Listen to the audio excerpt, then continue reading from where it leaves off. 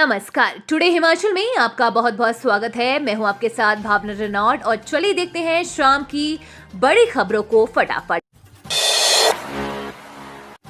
हिमाचल में फिर बिगड़ेगा मौसम, 4 दिनों तक बारिश बर्फबारी के आसार। हिमाचल प्रदेश में 2 दिनों तक साफ रहने के बाद मौसम के फिर बिगड़ने की संभावना है। मौसम विज्ञान केंद्र शिमला के अनुसार 10 व 12 मार्च की रात से लगातार 2 ताजा पश्चिमी विक्षोभ सक्रिय होने की संभावना है। इसके प्रभाव से राज्य के कई भागों में 4 दिन बारिश बर्फबारी के आसार हैं।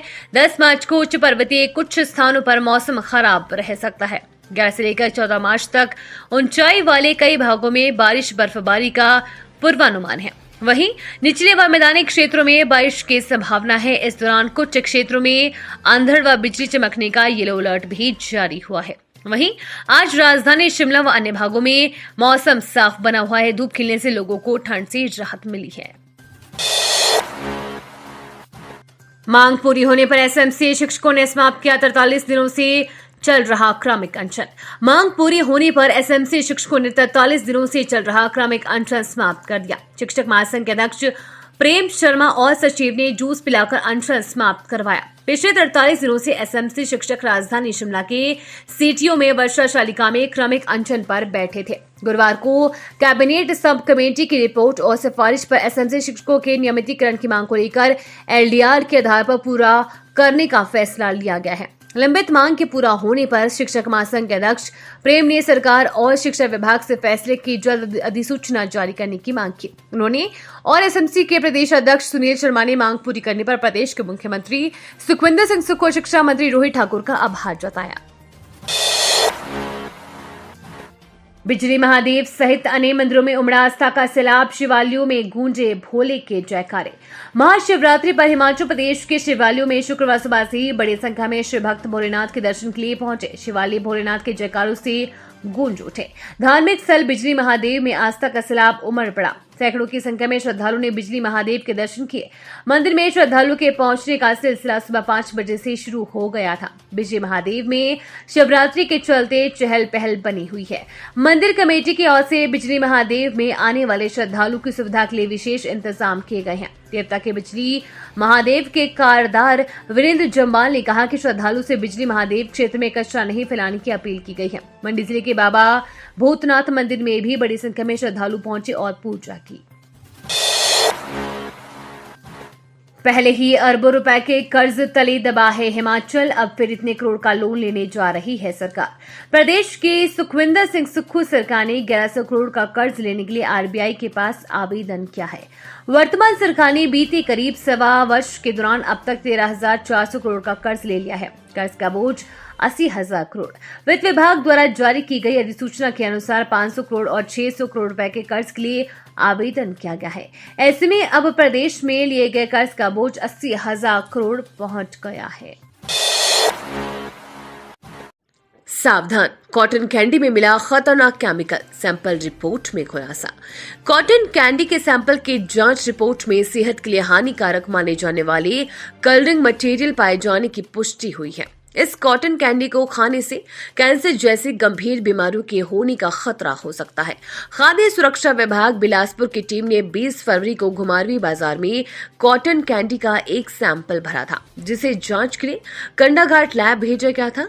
वहीं कैंडी विक्रेता को विभाग ने नोटिस जारी कर दिया है। विभाग के अधिकारियों के अनुसार सैंपल की रिपोर्ट आ गई है। इस रिपोर्ट में पाया गया है कि कॉटन कैंडी के सैंपल में खतरनाक रसायन पाया गया है। हिमाचल में सुक्खू बेखबर, विक्रमादित्य भरोसेमंद नहीं, हालात के लिए प्रतिभा भी जिम्मेदार। हिमाचल प्रदेश में अपने मुख्यमंत्री सुखविंदर सिंह सुक्खू को कांग्रेस ने अपनी एक रिपोर्ट में राज्य के हालात से बेखबर बताया है। राज्यसभा चुनाव के लिए मतदान के दौरान हुई क्रॉस वोटिंग और राज्य इकाई में बने संकट पर कांग्रेस के पर्यवेक्षकों ने ये बातें अपनी रिपोर्ट में कही है। चुनाव में विफलता व राज्य इकाई के हालात के लिए प्रदेश अध्यक्ष प्रतिभा सिंह को भी जिम्मेदार बताया है। असंतुष्ट नेता विक्रमादित्य सिंह के काम को पार्टी का अनुशासन तोड़ने वाला बताया गया। रिपोर्ट में कहा गया है कि बागी विधायकों को भाजपा ने प्रलोभन दिया। आपसी सहमति से तबादलों के फर्जी आवेदनों पर सरकार का कड़ा रुख। हिमाचल प्रदेश सरकार के सामान्य तबादलों से प्रतिबंध हटाने के बाद नेताओं और कर्मचारियों में आपसी सहमति से तबादला करवाने की होड़ मची है। इसी बीच सरकार के पास ऐसे भी आवेदन आए हैं जो फर्जी हैं। फर्जी हस्ताक्षर कर कई कर्मचारियों के तबादले हो रहे हैं। आपसी सहमति से तबादले को लेकर दोनों कर्मचारियों की रजामंदी होनी चाहिए। बाकायदा दोनों को लिखित में आवेदन करना होता है कि आपस में म्यूचुअल तबादला कराना चाहते हैं, लेकिन कई नेता और कर्मचारी तबादले के लिए फर्जी हस्ताक्षर करके तबादले कराने में लगे हैं। इसका खुलासा उस समय हो रहा है जब कर्मचारियों का तबादला हो जाता है। ऐसे में सरकार ने इस तरह के तबादलों पर रोक लगा दी है। पता करने को कहा है ऐसा क्यों किया जा रहा है। सरकार से नियमित आय नहीं है तभी मिलेंगे 1500 रुपए। हिमाचल प्रदेश में इंदिरा गांधी प्यारी बहना सुख सम्मान निधि योजना के तहत सरकार से नियमित आय प्राप्त नहीं करने वाली महिलाओं को ही प्रति माह 1500 रुपए मिलेंगे। योजना के तहत पात्र महिलाओं की जानकारी जुटाने के लिए सरकार ने फॉर्म जारी कर दिए हैं। महिलाओं को तहसील कल्याण अधिकारी के पास आवेदन करने होंगे। हिमाचल की मूल निवासी महिलाओं को ही योजना के तहत लाभ मिलेगा। तहसील कल्याण अधिकारी फॉर्म सत्यापित करेंगे। इसके बाद संबंधित विभाग की ओर से धनराशि जारी की जाएगी। परिवार में केंद्र या राज्य सरकार के कर्मचारी, पेंशनर, अनुबंध, आउटसोर्स, दैनिक वेतन भोगी, अंशकालिक वर्ग के कर्मचारी होने पर महिलाओं को योजना में शामिल नहीं किया जाएगा।